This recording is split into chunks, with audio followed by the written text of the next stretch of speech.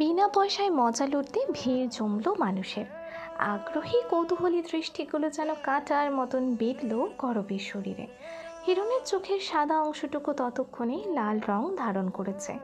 করবী হাত ছাড়ানোর চেষ্টা অব্যাহত রেখে ভীষণ শক্ত কণ্ঠে বলল, এই মুহূর্তে আমার হাতটা না ছাড়লে আপনার গালে চড় বসাতে আমি দুবারও ভাববো না। ব্যাস, বাক্যটুকু আগুনে ঘি ঢালার কাজ করলো। হিরণ হাতটা আর শক্ত করে টেনে ধরল, গলা ফাটিয়ে চিৎকার করে বলল, তোমার যা ইচ্ছে করো, আমিও দেখবো তুমি আমার না হয়ে কার হও। বিন্দুর ধৈর্যের বাঁধ ভেঙে গিয়েছে বহুক্ষণ আগে। সেবার হিরণের টি শার্ট টেনে ধরল।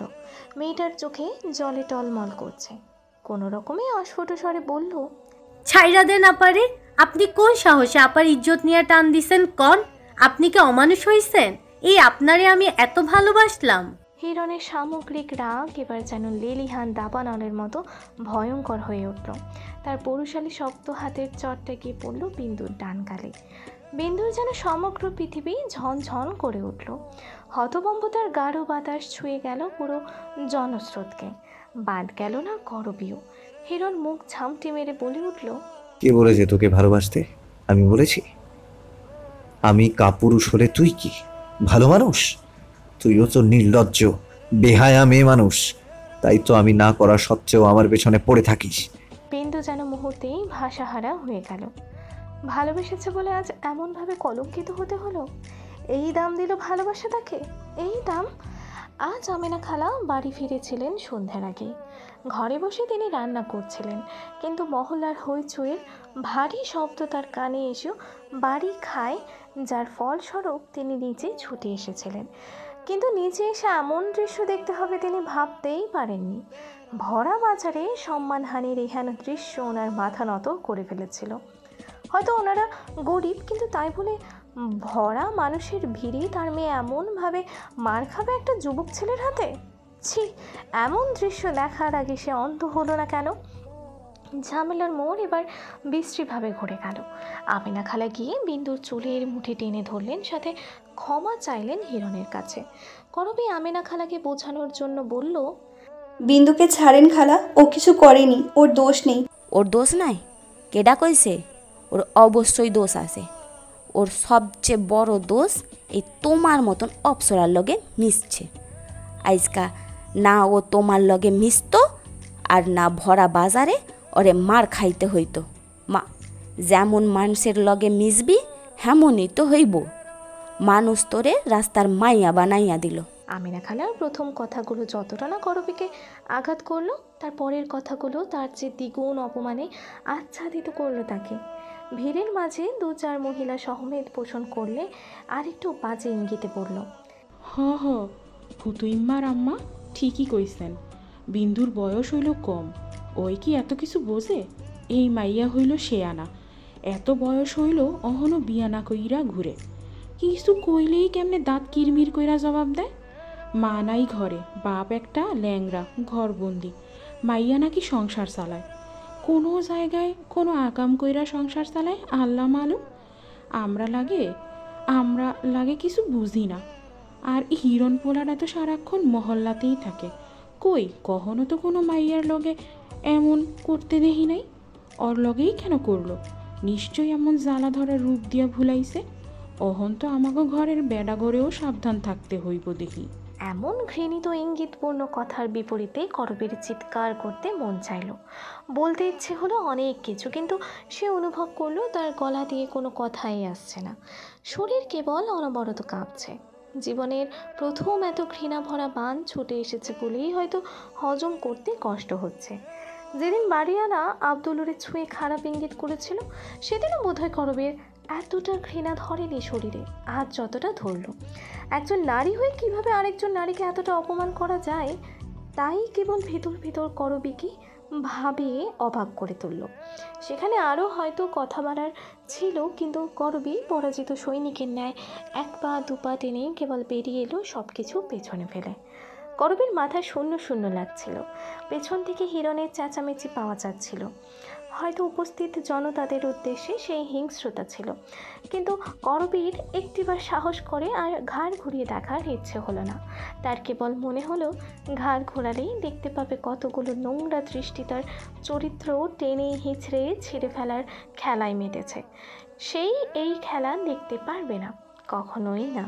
করবী ক্লান্ত পাগুলো টেনে যখন নিজের ঘরের সামনে এসে দাঁড়ালো, তখন অদ্ভুতভাবে আবিষ্কার করলো দরজাটা খোলাই আছে।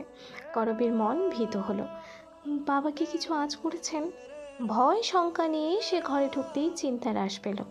না, বাবা ঘুমাচ্ছেন। কিন্তু অবেলায় তো বাবা ঘুমান না। করবী গিয়ে বাবার শরীরে হাত রাখলো। শরীরটাও তো স্বাভাবিক আছে। করবী অন্ধকার রুমেই বেশ কতক্ষণ স্তব্ধ হয়ে দাঁড়িয়ে রইল। ভাগ্যিস বাবা ঘুমিয়ে আছেন। যদি এসব কথা শুনতেন দেখতেন তাহলে নিশ্চয়ই মানুষটা সহ্য করতে পারতেন না। বিধ্বস্ত শরীরটা টেনে ঘরের বাইরে চলে গেল মেয়েটা। নিজের রুমে গিয়ে দরজা দিল, কিন্তু একবার যদি বাবার অন্ধকার রুমের আলো জ্বালাতো তবে সে দেখতে পেত অসহায় বাবা মেয়ের অপমানে বোকার মতো কেঁদেছেন। নিজের অক্ষমতাকে অভিশাপ ভেবে কতটা হাহুতাশ করেছেন। বাহিরে বৃষ্টি হচ্ছে তুমুল গতিতে। অসময়ে যেন কালবৈশাখী ঝড়ে প্রকৃতি দিশেহারা। ছন্ন ছাড়া বৈরী বাতাস চারপাশ জুড়ে বিরাজমান। করবী পরীক্ষার হলে বসে থেকে শূন্য চোখে তাকিয়ে আছে বাহিরে। প্রকৃতির এই অশান্ত রূপে সে যেন নিজের চূর্ণ বিচীর্ণ মনকে খুঁজে পাচ্ছে। গত কয়েকদিনের বিধ্বস্ত প্রায় মনটা বড় যন্ত্রণা দিচ্ছে তাকে। এমন ধ্যানে কাটিয়ে দিল মেয়েটার পরীক্ষার অধিকাংশ সময়টুকু। মন মতো পরীক্ষাটাও শেষ করে হলো না তার। পরীক্ষা শেষ হতেই সবার প্রথম হল ছেড়ে বেরিয়ে এলো সে। চোখের নিচে কালি জমেছে তার। মনে হচ্ছে যেন গাঢ় কুহেলি ছক কষেছে বড় কৌতূহলে। শুভ্র রাঙা গালগুলোতে অযত্নে দু একটি ব্রণ উঁকি ঝুঁকি দিচ্ছে। বেশ কয়েকদিন হলো তার সাথে বিন্দুদের কোনো কথাবার্তা হয় না। সেও ব্যস্ত থাকে ভীষণ। টিউশন, কলেজ, পরীক্ষা, বাকি সময়টুকু নতুন বাসা খুঁজতে খুঁজতেই কেটে যায়। তারপর যখন পৌঁছায় বাসায় তখন তার আর মন ভরসা দেয় না সাহস করে একতলা ডিঙিয়ে চিলেকোঠার ঘরটায় যাওয়ার। আত্মসম্মানে যে কারো দাগ জখম করেছে, সেই দাগ যে এত সহজে মুছবার নয় তা করবী ভালো করেই আন্দাজ করতে পেরেছে।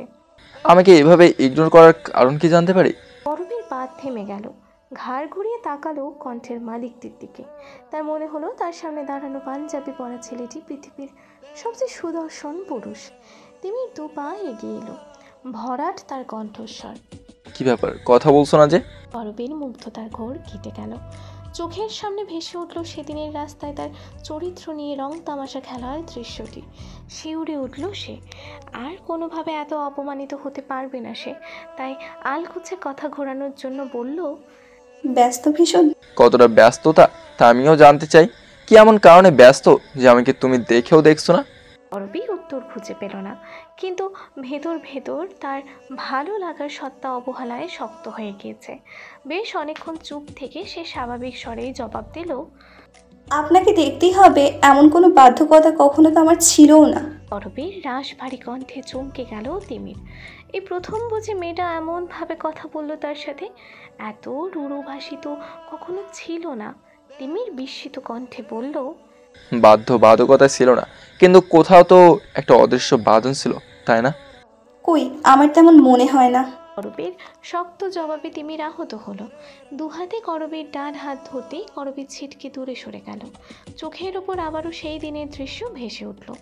সেদিন না সে হাত ধরে হাঁটতো, আর না এতটা অপমান অপদস্থতাকে হতে হতো। তিমির যেন আজ চমকের উপর চমক পাচ্ছে।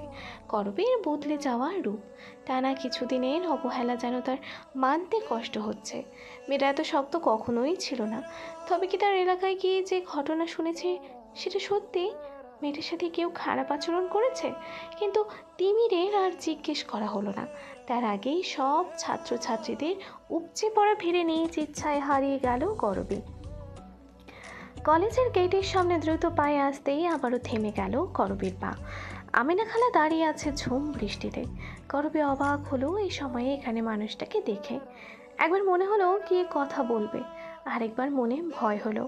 আমিনা খালা কি তাকে ভার্সিটির সবার সামনে আবার অপমান করার জন্য এখানে এসেছেন? করবী কী করবে বুঝতে না পেরে ঠায় দাঁড়িয়ে রইল এক জায়গায়। তবে হাসি মুখে তার দিকে এগিয়ে এলো আমিনা খালা নিজেই। এসে বরাবরের মতো আদুরে স্বরে বলল, কি গো, আমারে দেখাও গেলে না কেন আমার কাছে? গোসা বুঝি কমে নাই তোমার?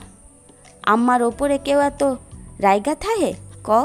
করবীর ছোট্ট ছোট্ট চোখে তখনও বিস্ময়, ভিজে একাকার তার শরীর। অস্ফুট স্বরে বলল, রাগ করিনি খালা। হেডা তো তুমি আমারে খুশি করার লইগা কইতাছ, আমি কি আর হেডা না বুঝা? তো আম্মা রাগ গইরা থাইকো না খালার ওপর। খালা বড় বোকা মানুষ তো, তাই তোমারে দুঃখ দিয়া ফেলাইছে। মাফ করো আমারে আম্মা। কথা শেষ করেই ভদ্রমহিলা হাত জোর করলেন। করবী মহিলার হাত চেপে ধরল, ব্যস্ত কণ্ঠে বলল, ছি ছি খালা, আমার পাপ বাড়াবেন না। আপনি এভাবে ক্ষমা চাইলে আমার পাপ হবে যে। আম্মা, তোমারে সেই দিন যা সব বলছি তা কখনোই ক্ষমা হয় না। তবুও ক্ষমা না চাইলে আমার আত্মা বড়ই জ্বালাতন করছিল, খসখস করতেছিল। আমারে ক্ষমা কইরা আম্মা। আমার কোনো রাগ নেই খালা, আপনি আমার ক্ষমা চাইবেন না। ভদ্র মহিলা হাসলেন। করবীর মাথায় স্নেহের হাত বুলিয়ে বললেন, আমাগো বিন্দু আর হুতুমের তো প্রাণ তুমি। মাইনা দুটা তোমার আশায় বইসা আছে। তুমি কি আজকা একটু জলদি বাসায় ফিরবা? ওরা তোমারে পাইলে একটু ভরসা পাইতো। অবশ্যই খালা, আমি এক্ষুনি যাব, চলুন। আমিনা খালা দুপা পেছনে গেলেন, ঘাড় কাত করে বললেন, তুমি যাও আম্মা, আমার একটা কাজ আছে। তুমি গেলে বিন্দুটা একটু শান্তি পাইব। কথাটা শেষ করেই আমিনা খালা হাঁটা ধরলেন। মধ্যবয়স্ক এই নারীটিকে আজ অন্য দিনের তুলনায় খুব বেশি বৃদ্ধ দেখালো। মনে হলো যেন নুইয়ে নুইয়ে হাঁটছেন। বয়স মনে হলো কিছু দিনেই অনেকটা বেড়ে গিয়েছে। করবী আজ আর টিউশনিতে গেল না, কি মনে করে রিক্সা নিয়েই ছুটল। অথচ আজ তার নতুন বাসার অ্যাডভান্স দেওয়ার কথা ছিল। রিক্সা গলির মোড়ে আসতেই মানুষের ভিড়ের জন্য আর ঢুকতে পারল না। করবীর মন কেমন যেন খচখচ করলো। তার চোখে কেবল আমিনা খালার সেই হলদেটে চোখগুলো ভেসে উঠতে লাগলো। খালা তো ভিড়ের কথা কিছু বললেন না, এলাকায় কি হলো? করবীর আর বেশি ভাবতে হলো না কি হলো নিয়ে। তার আগেই মানুষের ভিড়ের ফাঁক ফোকরে লাশবাহী খাটটি তার দৃষ্টিগোচর হলো। সাদা কাপড়ে মোড়ানো লাশটির উপর বিরাট ছাতা লাগানো। আতুরের ঘ্রাণে ভরে গেছে চারপাশ। স্বজন হারানোর চিৎকারও ভেসে আসছে। করবী ভ্রু কুচকালো। কার লাশ এটা? জীবনে কত ধরনেরই স্মৃতি থাকে, কিন্তু কারো মৃত স্মৃতি করবীর ভাণ্ডারে নেই। ছোটবেলা থেকে একা একা থাকার ফলে কখনো কোনো কাছের মানুষকে মৃত অবস্থায় সে দেখেনি। তাই কোনো আপন মানুষের মৃতদেহ ঠিক কতটুকু যন্ত্রণা দেয় তা সম্পর্কে তার ধারণা নেই বললেই চলে। এবং সেই ধারণা না থাকায় সে এলাকার ভিড়ের ভিতর আবছাভাবে লাশবাহী খাটটা দেখেই বড় দম বন্ধকর অনুভূতি অনুভব করলো। একবার ভাবলো টিউশন করাতে চলে যাবে। সন্ধ্যার দিকে ফিরতে ফিরতে নিশ্চয়ই লাশটি কবর দিতে নিয়ে যাওয়া হবে। কিন্তু পরক্ষণেই যেন কী ভেবে আর গেল না, বরং ধীরে ধীরে পাশ কাটিয়ে নিজের বিল্ডিংয়ের দিকে পা বাড়ালো।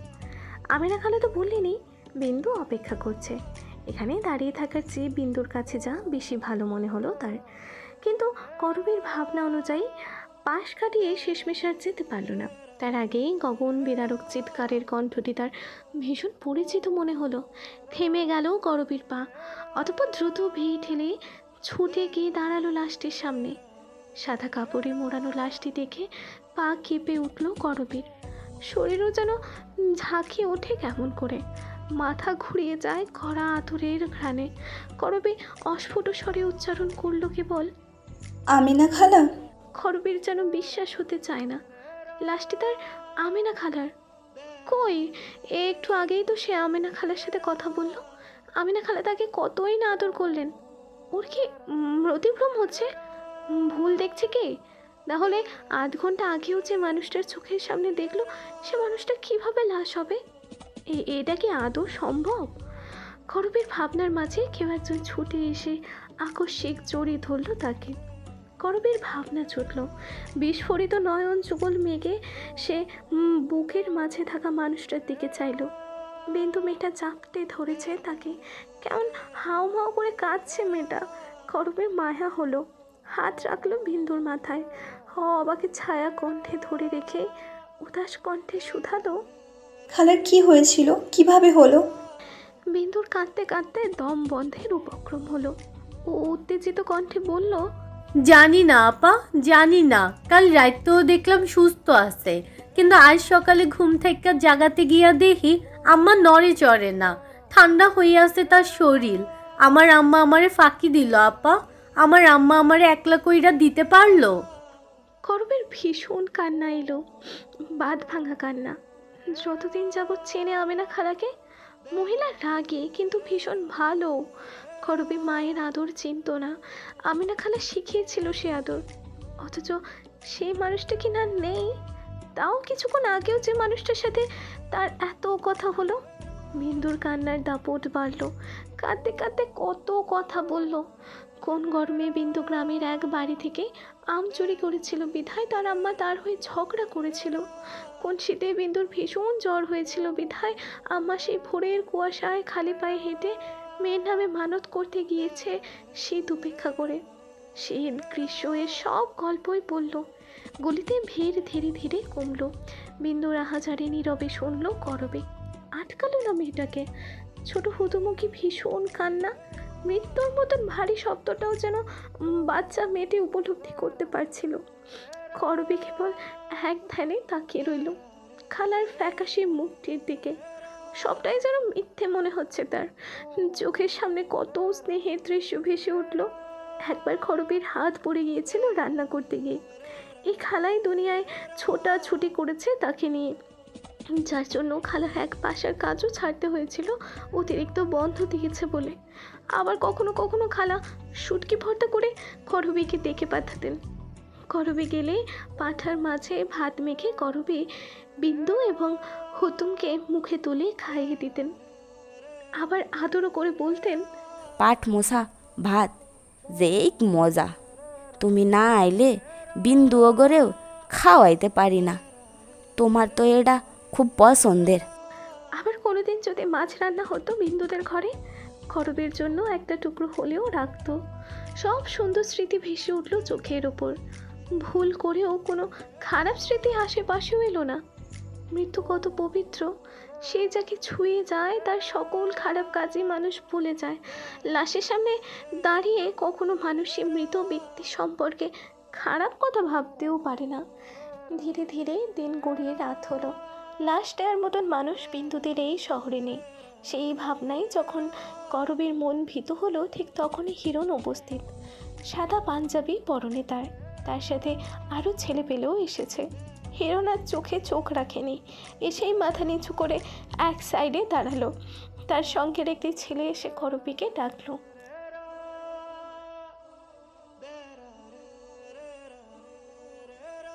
করবি উত্তরের আশায় তাকালো বিন্দুর দিকে।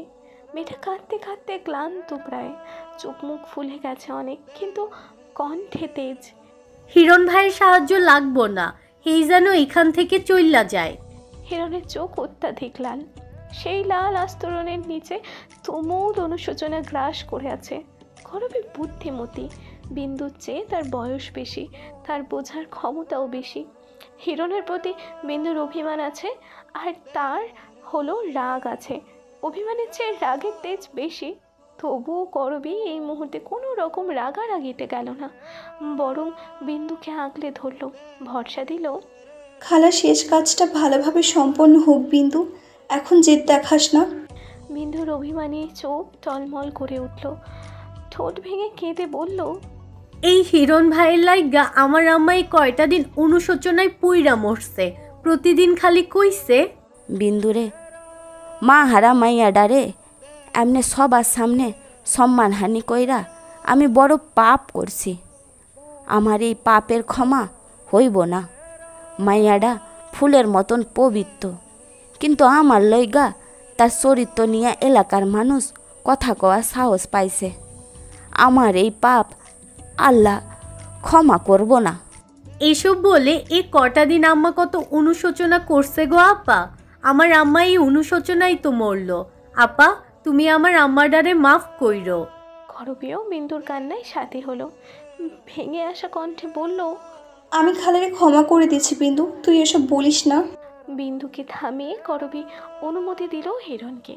হিরণ লাশের খাটটা ধরতে নিয়েও থেমে গেল। হাঁটু মুড়ে বসলো বিন্দুর সামনে। বিন্দুর 2 হাত আঁকড়ে ধরল নিঃসংকোচে। হিরণ কাঁদছে, অনুতপ্ত স্বরে বলল, আমারে ক্ষমা করিস বিন্দু, আমি পাপী মানুষ, আমারে ক্ষমা করিস। মায়ের লাশ কাঁধে নেয়ার যন্ত্রণা অনেক, সে যন্ত্রণা আমি জানি।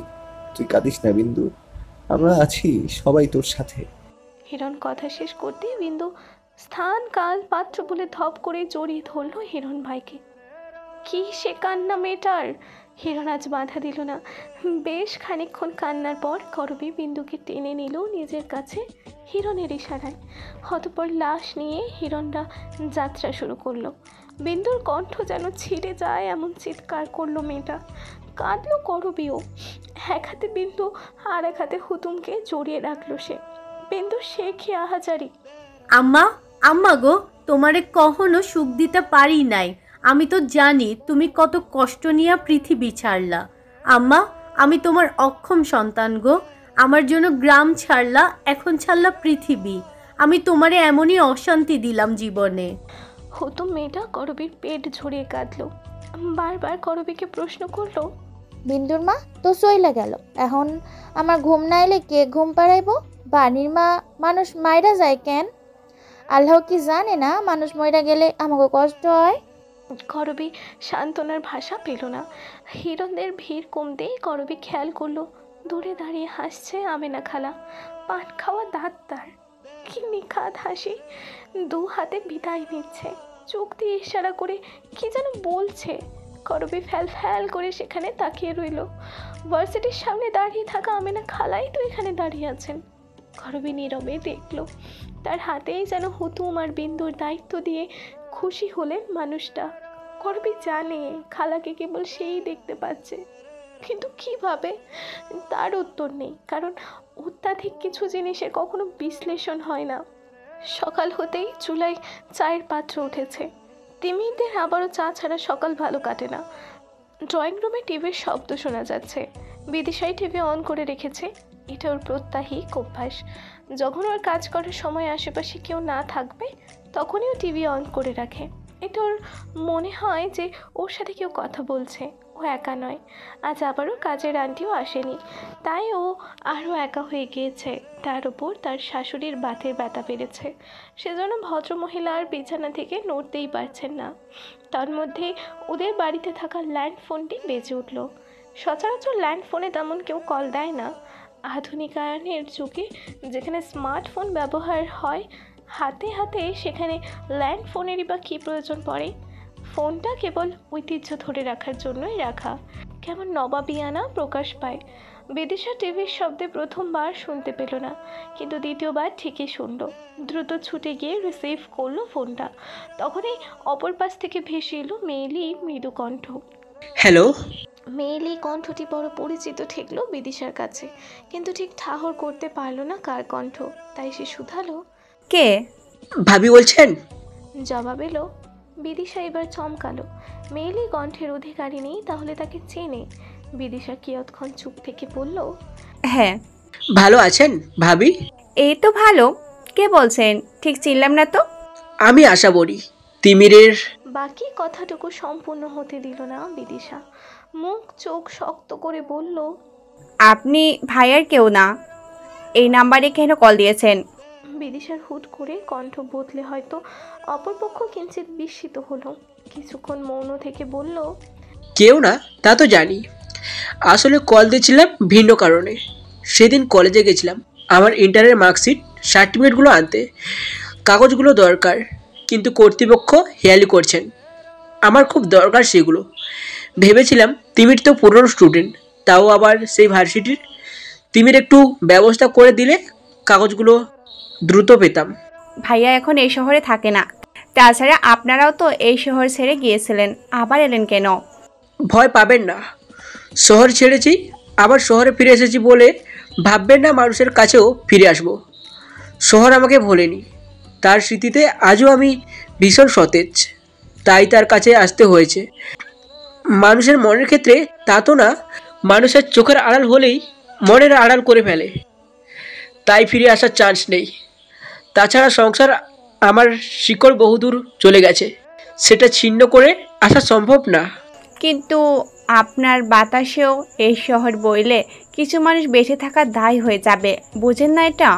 ভাবি, যদিও আপনি আমাকে দোষীর কাঠগড়ায় দাঁড় করাচ্ছেন, কিন্তু দুনিয়া জানে আমি শেষ বেলা অবধি যুদ্ধ করেছি। কারো বেঁচে থাকার দায় করার কোনো ইচ্ছে আমার কখনোই ছিল না। যাই হোক, রাখছি তবে। আর কখনো কল দিবেন না। চিন্তা করবেন না, দিব না। আমি কারো জীবনের কাঁটা হতে চাইনি, ফুল হয়েই থাকতে চেয়েছিলাম ভাবি। কথাটি শেষ করে বিনা অপেক্ষায় মেয়েটি ফোন কাটলো। বিদিশা দাঁড়িয়ে রইল স্থির। সে আশা বড়িকে এভাবে বলতে চায়নি। মেয়েটাকে সে কখনোই সামনে থেকে দেখেনি, ছবি দেখেছে অনেকবার, আর দু একবার মেয়েটার গান শুনেছিল মেয়েটার ফোনে। সে আসার আগেই আশাবীরের চাপটার এই পরিবারের থেকে মুছে গিয়েছিল, তাই নতুন করে আর পরিচয় হওয়া হয়নি। নিজের স্থির ভাব কোনো মতে ধামাচাপা দিয়ে রান্নাঘরে গিয়ে তেল গরম করলো সে। শাশুড়ির পায়ে মালিশ করার জন্য তেল গরম করেই শাশুড়ির ঘরে প্রবেশ করলো সে।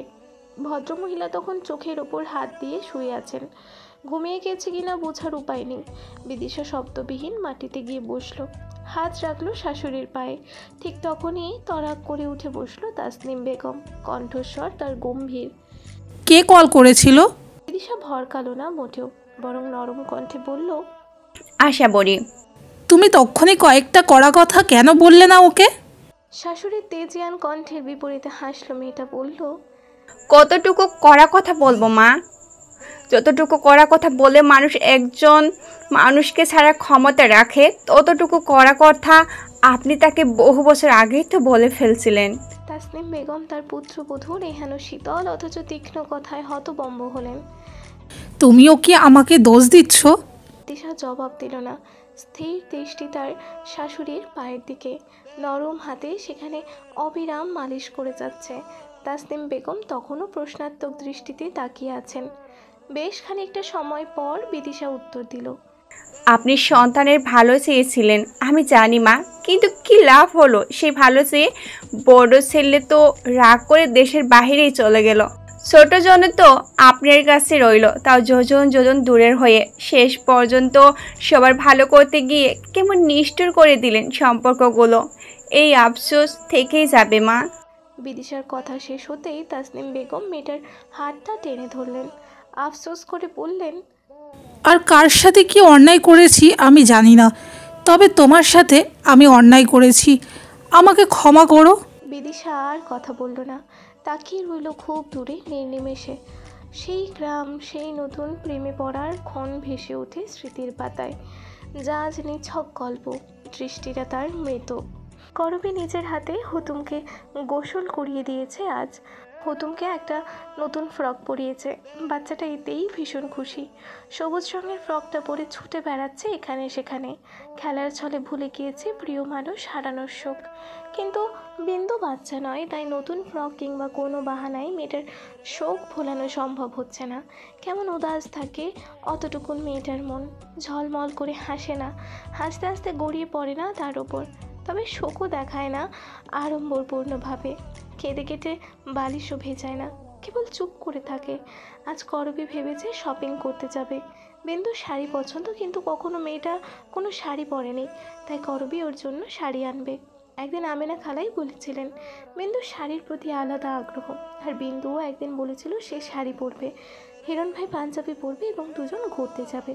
হয়তো এই একটা উপায় মেয়েটাকে খুশি করা যাবে। যেমন ভাবনা তেমন কাজ। করবী তার ঘরের মোটামুটি রকমের আলনাটা বিক্রি করে দিল। কাঠের আলনা কেনার সময় কিনেছিল 11,500 টাকা দিয়ে, কিন্তু বিক্রি করলো মাত্র 2370 টাকায়। করবীর হাত ফাঁকা, তেমন টাকা নেই, তাই শাড়ি কেনার টাকাটা জোগালো বড় মায়া ত্যাগ করে। আলনাটা তার ভীষণ পছন্দের ছিল কিনা, একটা পছন্দ ত্যাগ করে আর একটা পছন্দের কাজ করবে, তাতে আফসোস কিসের? বিন্দু তার শখের মানুষ, মেয়েটার সুখের জন্য সে সব করবে। বিন্দু এবং করবী মিলে বড় রাস্তায় গেল, শপিং মল থেকে একটা শাড়ি কিনলো, তার সাথে মিলিয়ে পাঞ্জাবিও কিনলো। শপিং করে বের হওয়ার সময় পেছন থেকে তার ডাক ভেসে এলো, করবি না? করবী পেছনে ফিরে তাকালো, এক দেখায় চিনতে পারলো না মুখটা। কিছুক্ষণ ভেবে অতঃপর বলল, চিনলাম না যে। বোরকা পরিহিতা নারীটি তখন এগিয়ে এলো করবীর দিকে, হাসি হাসি কণ্ঠে বলল। আশা বড়ি চিনেছো? করবী কতক্ষণ ভাবলো, তারপর হুট করে মনে পড়তেই হাসলো খানিক। আশা ভালো আছেন? আপনাদের ছোট্ট করবী ভালো আছে? আশা বড়ি হাসলো, জবাব দিল। ছোট্ট করবি বড় হয়েছে, ভালো আছো? তারপর আরও টুকটাক কথা আদান প্রদান হলো তাদের ভেতর। আদান প্রদান হলো বাড়ির ঠিকানা এবং নাম্বারও। করবী প্রস্থান নিল বিদায় জানিয়ে। আশা তাকিয়ে রইল সেই প্রস্থানের দিকে। সে মনে মনে কত খুঁজেছিল মেয়েটাকে, অবশেষে পেল। অপরদিকে করবী বের হয়ে হিরণকে কল দিল, গম্ভীর কণ্ঠে বলল। আমার জন্য একটা কাজ করতে পারবেন? একবার বলে দেখো, জান দিয়ে দিব। হিরণের কথার বিপরীতে তাচ্ছিল্য হাসলো করবী। যার জন্য জান দিতে পারবেন তারই মানহানি করতে একবারও ভাবেননি। যাই হোক, আমি চাই আমার জন্য আপনি আরেকবার ভালোবাসুন অন্য কাউকে, যে আপনাকে আপনার চেয়েও ভালোবাসে। করবীর উত্তরে নীরব হয়ে গেল হিরণ। এবার হতাশ স্বরে বলল। জান দিয়ে দিব বলাতে সত্যি সত্যি যে জান কেড়ে নিতে চাইবে ভাবিনি। তোমারে রেখে অন্য কাউরে ভালোবাসা আমার কাছে প্রাণ বিসর্জন দেওয়ার মতোই নিষ্ঠুর। বিসর্জনের ব্যথা আমি সইতে পারবো না রুবি।